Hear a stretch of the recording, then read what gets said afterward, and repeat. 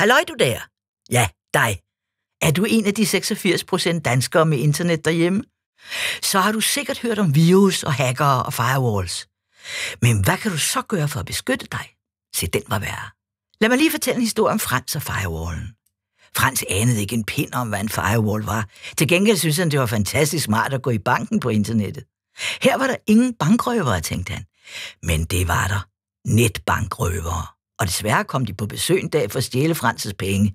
Heldigvis havde Frans' computer installeret en firewall, som forhindrede dem. Og det var vel nok heldigt, tænkte han, og han havde helt ret, for det kunne let være gået galt uden den firewall. En firewall er et program, der overvåger datatrafikken til og fra computeren. Ligesom en slags security-kontrol i lufthavnen, der bestemmer, hvad der må komme ombord på flyet, og hvad der ikke må. Så har du husket at installere en firewall på din computer? Med en PC med Windows gør du sådan her. Du klikker på start, herefter indstillinger, og så på kontrolpanel. Når kontrolpanelet er åbent, klikker du på sikkerhedscenter, og herefter Windows Firewall. Her kan du bestemme, hvilke programmer og hjemmesider, der skal have adgang til din PC.